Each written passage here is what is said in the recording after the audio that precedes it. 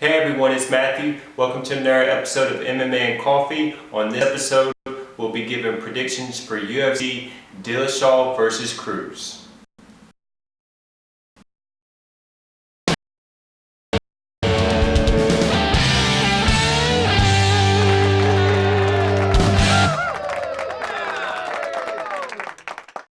Alright, so the first fight I'm going to talk about is Travis Browne versus Matt Mitrione. This fight, almost a stereotypical heavyweight fight. I don't see it going the distance. Advantages, I would give Matt Mitrione speed advantage, and he does have great footwork. My only critique with him is sometimes he doesn't fight smart. Examples would be when he tried to take down Big Ben, and when he didn't use his distance against Big Country. For Travis Browne, he's just coming off that Andre Arlovski loss. So, and then you top off the fact that Ronda just lost and he's seeing her too. So I feel like that camp is having a little rough patch. So he definitely needs this win. I see him looking for the knockout and potentially maybe getting caught while trying to do it too. So for this fight, honestly, I wouldn't be surprised if either one won. I'll just say you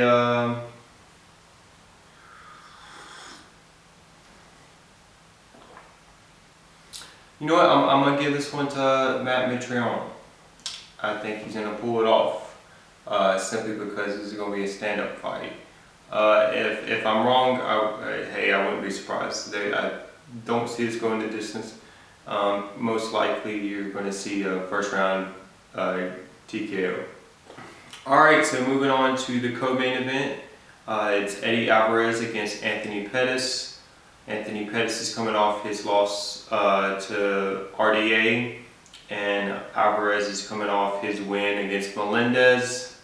For this fight, I think both will be highly motivated, and you know, I just don't see either one coming in not prepared for this fight. I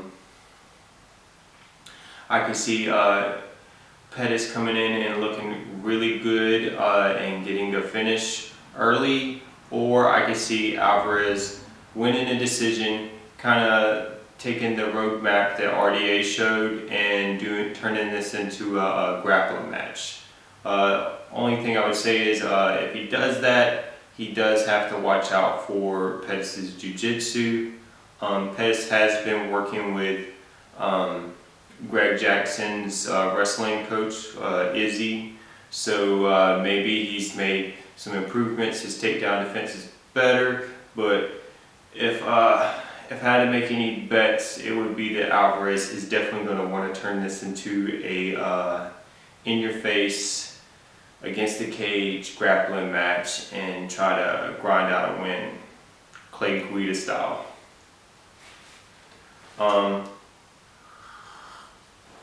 What do I think is going to happen? I probably, you know, Eddie does get hit.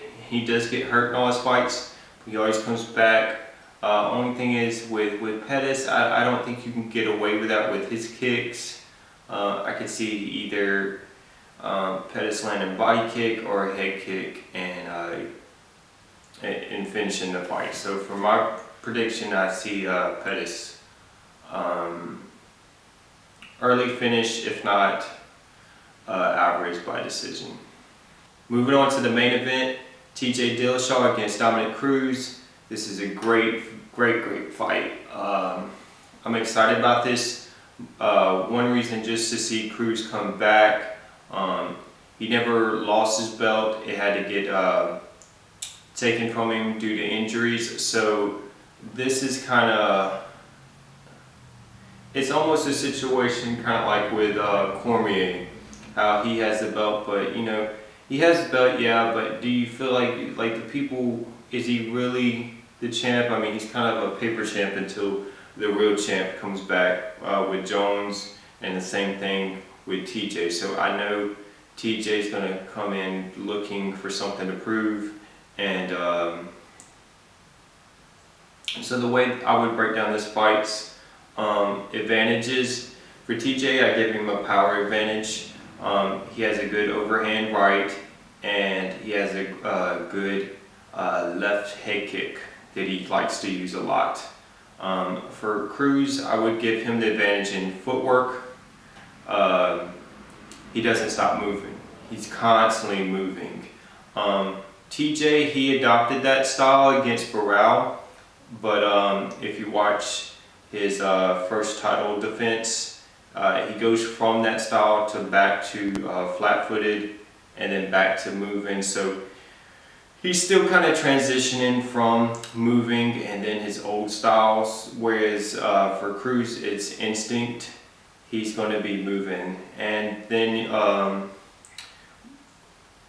so for Cruz, I feel like he's got the movement, but then I also think his transitions from the feet to the ground are a little bit better. He has great transitions from striking position and then going for a double leg or a single leg. So I see Cruz sneaking in some takedowns on TJ, and TJ most likely popping back up, but I see Cruz landing those takedowns on him. One thing we need to take in consideration is the fact that the people TJ fought were very flat-footed, in your face. They were more or less punching bags to his new adapted style, which is to move and hit angles. So he essentially picked them apart. In this fight, I don't see him being able to do that because Cruz is going to be moving as well. So it's literally going to be, let's see if TJ can hit Cruz fight. At the same time, I see it being a competitive fight. I don't see it being one-sided. I mean, if it is, then that's great for the division simply because we don't have to worry about a rematch.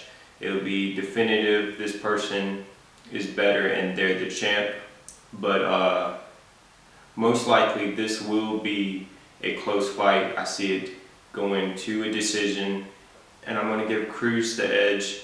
I think what we're probably going to see is a similar fight to Cruz versus Faber 2. In that fight, I felt like it was close. You had someone who had power against someone who was more busy. So styles make fights. That's why this one's very interesting to me. I give Cruz decision, potentially split. If not, we might see a finish, and which would be great, but that would be a little surprising to me. Anyways, that's what I thought about the fights. What did you think? Agree? Disagree? Let me know in the comments below. If there's a certain fight on the card I didn't talk about, you can ask me there, and see you next time.